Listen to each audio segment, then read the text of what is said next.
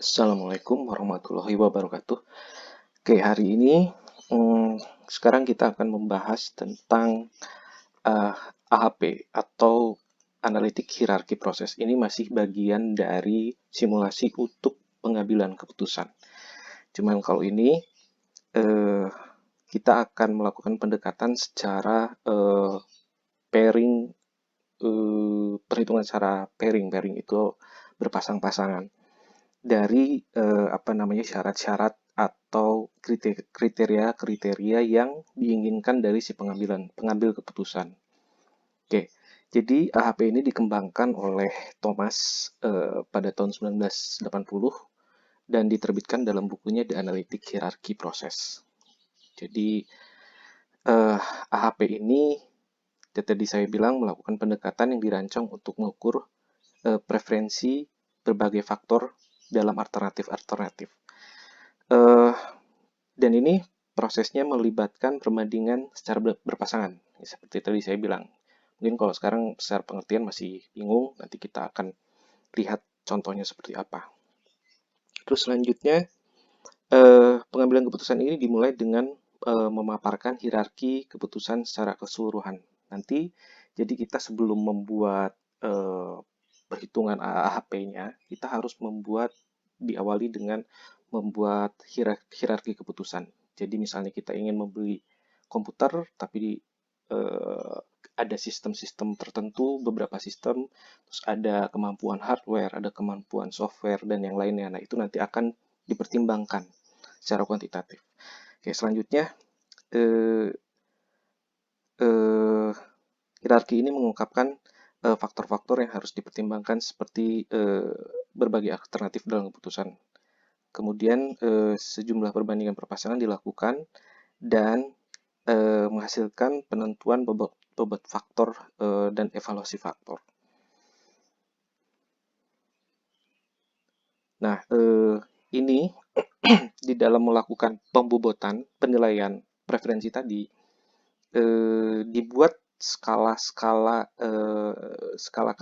seperti ini. Jadi misalkan tadi ada software dengan hardware, si pengambil keputusan mana yang lebih penting dari software atau hardware, misalnya keputusannya hardware lebih penting berarti nilainya adalah 9, lebih disukai atau lebih penting. Kalau misalnya sama-sama ya nilainya 1 gitu. Jadi nanti kita akan lihat proses perhitungannya. Jadi semua nanti proses perhitungan ini berdasarkan preferensi dari si pengambil keputusan. Nah, ini tahapan-tahapannya membuat analitik hierarki proses. Yang pertama kita harus membuat berbagai macam tabel matriks, matriks perbandingan, normalisasi, ada matriks prioritas. Nanti selanjutnya setelah itu kita mengembangkan lambda atau rata-rata dari matriks-matriks yang ada. Setelah itu ada rasio konsistensi. Terus kita akan menentukan bobot faktor. Selanjutnya melakukan evaluasi multifaktor. Oke, ini sebagai contoh yang tadi sudah saya bilang, judi ingin mencari sistem komputer baru untuk bisnis kecil yang dia punya. Dia sekarang telah menentukan bahwa faktor keseluruhan yang paling penting adalah perangkat keras, perangkat lunak, dan dukungan vendor. Nah, ini tiga faktor yang ada yang muncul ini merupakan judgement atau preferensi dari si judi, si pengambil keputusan. Jadi, kalau nanti kita di lapangan menemukan atau membutuhkan suatu barang, kita juga pasti punya preferensi tertentu atau perusahaan sudah punya standar preferensi tertentu untuk suatu barang. Nah, ini adalah faktor-faktor yang sudah ditentukan yang penting menurut si pengambil keputusan, dalam hal ini si judi. Setelah itu judi juga mempersempit alternatifnya menjadi 3 sistem komputer. Selain tadi ada hardware, software, dan dukungan vendor, dia juga memikirkan bahwa ada sistem yang bisa beroperasi di komputer dan dia mengidentifikasi ada 3. Ya, bisa disebut dengan ada sistem 1, sistem 2, dan sistem 3. Nah, untuk memulainya, sekarang menempatkan faktor-faktor dan alternatif ini ke dalam hierarki keputusan. Kita lihat, nah ini hierarkinya. Jadi, Judi ingin membeli sebuah komputer, perangkat komputer untuk bisnis kecilnya. Dia mengidentifikasi ada yang penting adalah hardware, software, dengan vendor support. Nah, dari ketiga ini nanti dia sandingkan dengan sistem yang ada di pasar. Sistemnya ada sistem 1, 2, 3. Bagaimana dibandingkan dengan hardware dan software dengan sistem 1, 2, 3 dan vendor support juga dengan sistem yang ada di pasar dibandingkan satu persatu. Gitu. Nah, ini proses pairingnya atau namanya apa namanya perhitungan secara berpasangan. Jadi memulai dengan melihat faktor perangkat keras dulu atau hardware dan membandingkan dengan komputer sistem 1 dengan komputer sistem 2. Dia mengatakan bahwa dia akan menggunakan skala yang 9 langkah tadi. Terus selanjutnya Judi menentukan bahwa perangkat keras untuk komputer sistem 1 lebih disukai daripada komputer sistem 2. Jadi Judi menggunakan angka 3 mewakili yang lebih disukai. Jadi sistem 1 terhadap sistem 2 dia memutuskan angkanya 3. Nah, selanjutnya dia percaya bahwa perangkat keras untuk komputer sistem 1 sangat disukai daripada komputer sistem 3. Ini adalah jadi ini sistem 1 dia mutlak lebih suka daripada sistem 3. Jadi di skor numeriknya ditulis nilainya adalah 9. Dan selanjutnya dia percaya bahwa perangkat keras untuk komputer sistem 2 sangat kuat untuk disukai daripada perangkat keras untuk komputer sistem 3. Dia kasih skornya 6. Nah, secara tabel jadi dibentuknya seperti ini. Dari secara hardware, sistem 1 dengan sistem 2 nilainya 3. Gitu. Selanjutnya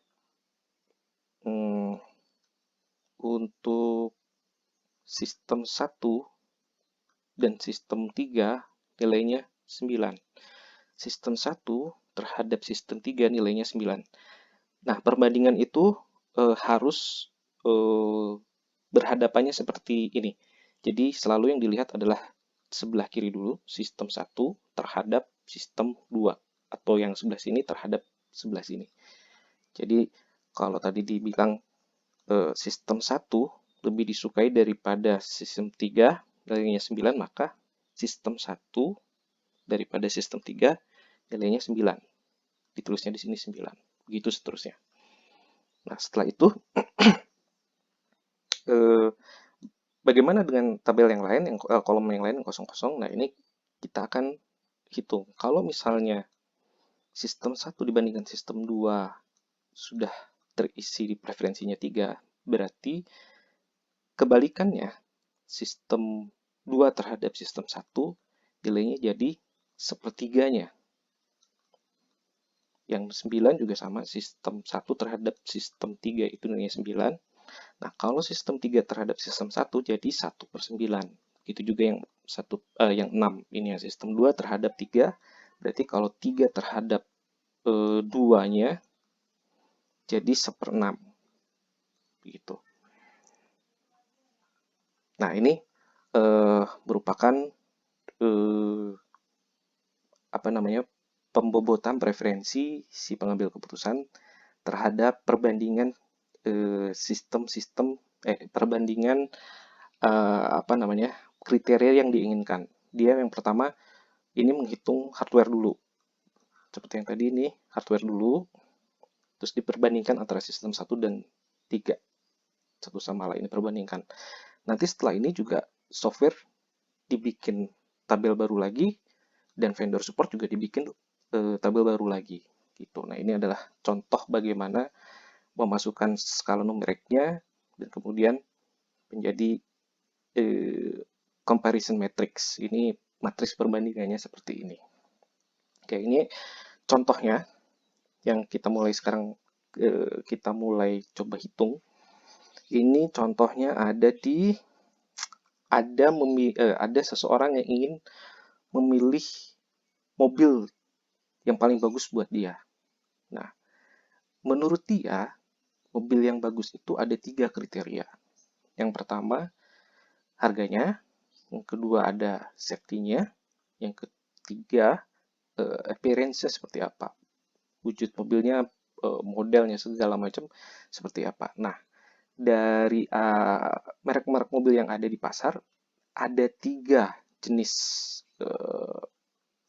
merek mobil. Yang pertama ada Honda, Mazda, dan Volvo. Nah, ini nanti kita akan coba hitung satu persatu.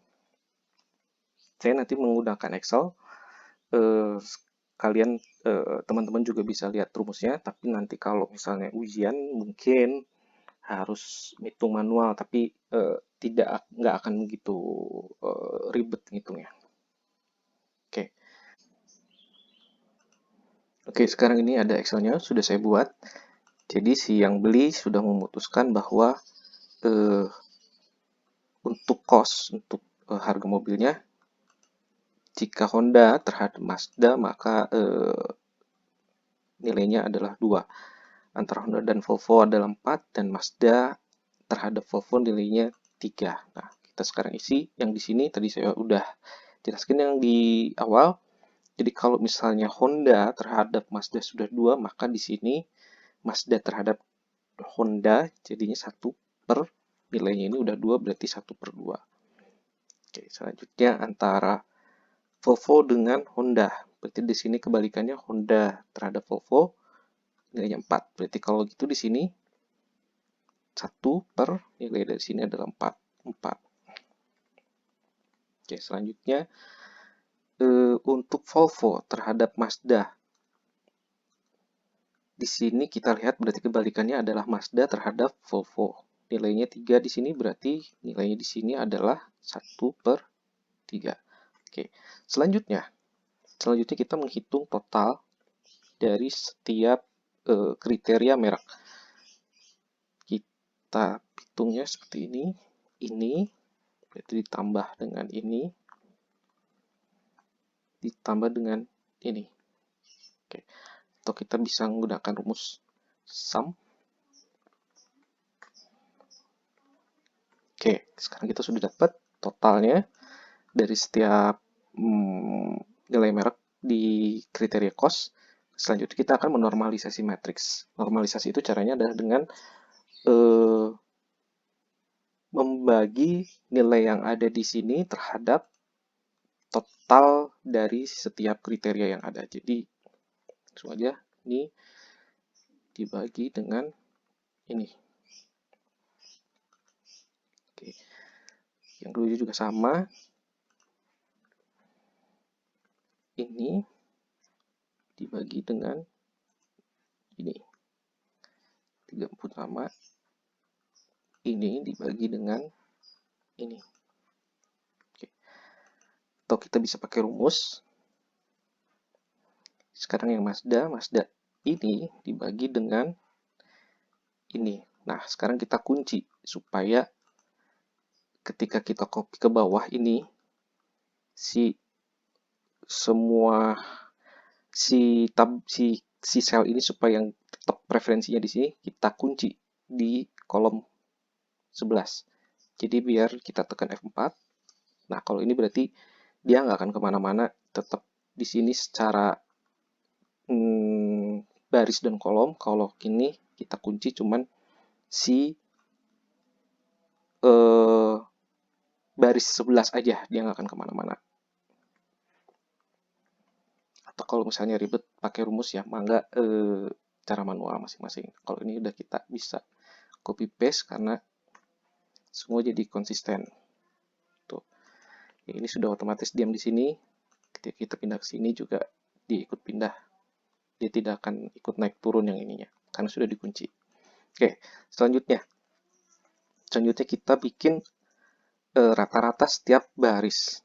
Rata-rata setiap baris Itu cara ngitungnya gimana? Berarti ini tambah ini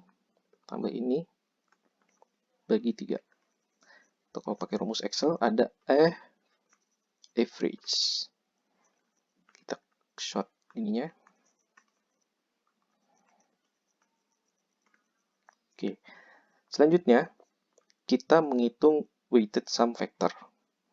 Caranya adalah dari nilai awal yang ini kita kalikan dengan nilai average-nya. Setiap baris. Gitu. Jadi ini dikali ini ditambah ini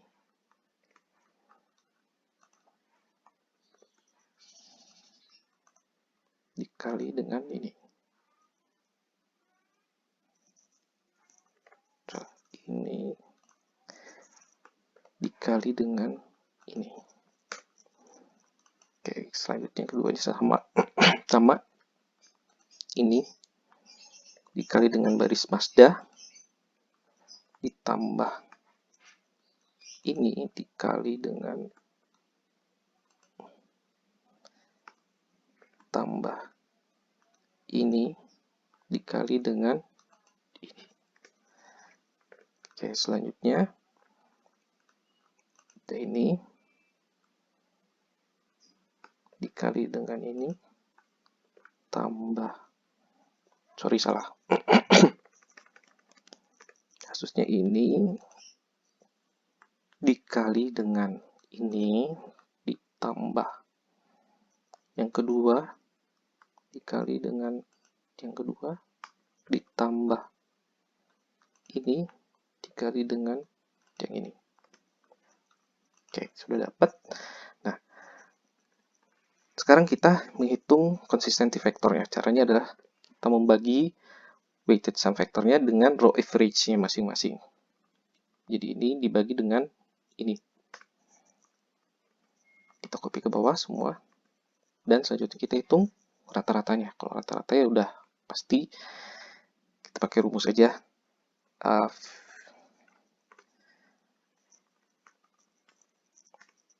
Oke. Ini lupa belum di delete. Oke, sekarang kita menghitung konsistensi indeksnya. Ini ada rumusnya. Konsistensi indeks itu adalah CI sama dengan lambda dikurangi N. Ini lambda rata-ratanya dikurangi N. N itu adalah berapa banyak kriteria. Kita punya ada 3 dibagi dengan N dikurangi 1. Jadi tulis rumusnya lambda dikurangi N. N-nya berapa? Ada 3 dibagi dengan N 3 dikurangi dengan 1. Oke, ini konsistensi indeksnya adalah sekian. Dan selanjutnya kita bikin konsistensi rasionya. Konsistensi rasionya ini sudah ada angka random number nilainya. Kalau misalnya N-nya ada 3, ini sudah pasti bahwa RI-nya dengan tabel ini nilainya adalah 0,58. Jadi CI seperti rumus di atas ini, CI-nya 0,92 dibagi 0,58. Maka nilainya harus kurang dari 0,1. Berarti ini tergolong dengan konsisten. Oke. Oke, selanjutnya kita yang kedua. Kalau yang kedua ini sudah saya buat rumusnya. Yang kedua kategori kriterianya adalah safety. Kita hitung perbandingan antara masing-masing merek. Ya, ini sudah diputuskan nilainya sekian. Jadi kita udah langsung aja. Sekarang Honda terhadap Mazda. Berarti kita lihat Mazda terhadap Honda nilainya 2. Berarti di sini adalah 1/2. Oke. Sekarang yang kosong selanjutnya adalah Honda terhadap Volvo. Berarti kita lihat Volvo terhadap Honda. Nilainya 5 di sini. Berarti di sini adalah 1/5. gitu. Yang selanjutnya adalah Mazda terhadap Volvo, berarti sebaliknya Volvo terhadap Mazda. Ini adalah 1/4. Oke, kita hitung totalnya. Tadi adalah rumusnya, oke, sum. Nah, ini perhitungannya sama saja. Ini dihitung normalisasinya. Setelah dihitung normalisasi ada row average-nya berapa.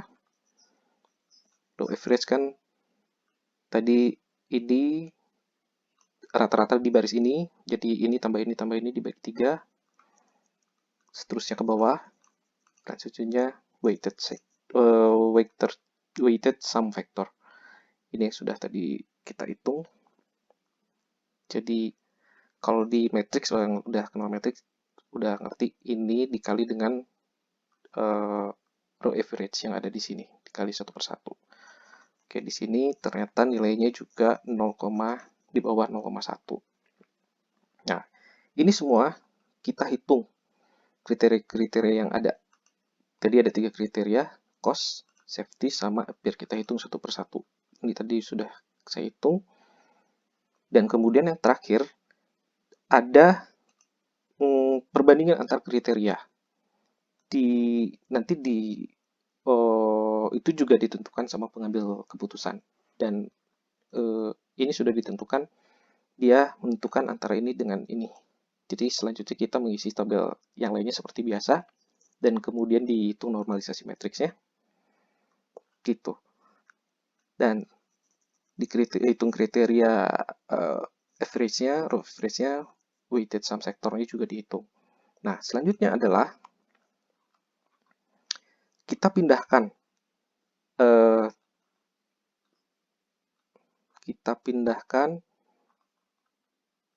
row average dari masing-masing kriteria yang sudah kita hitung. Ya, kita hitung cost kan. Row average-nya ini kita pindahkan ke tabel akhir final. Jadi udah ditentukan ada Honda, Mazda, sama Volvo di di kolom. Di barisnya ada cost, safety, sama appearance. Nanti kita copy saja, kita pindahkan. Jadi ini kita pindahkan karena ini cost. Kita pindahkan sesuai dengan ini cost, berarti ke samping kita pindahkan. Selanjutnya ada safety, ini di copy, terus kita pindahkan ke sini. Begitu juga dengan appearance. Nah, selanjutnya kita buat kriteria row-nya dari kriteria row. Nah, kriteria row kan ada di sini, kita kopikan di sini. Nah, untuk menghitung overall rank-nya, sama seperti yang di atas. Hanya saja kalau ini kita ngitung yang Honda, berarti kita kalikan ini dengan ini, ditambah ini dengan ini, ditambah ini dengan ini. Selanjutnya juga sama saja. Nah, hasilnya dari overall rank bisa dilihat, nilai yang paling tinggi adalah Volvo.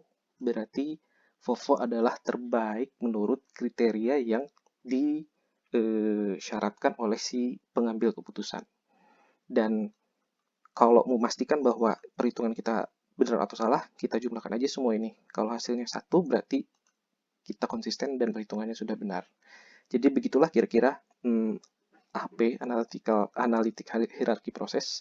Jadi perhitungannya 1/1 antara kriteria, kita hitung normalisasinya, row average-nya, weighted sector, sum sector vektornya, sama konsisten vektornya. Nah, setelah itu kita harus menghitung konsistensi rasionya.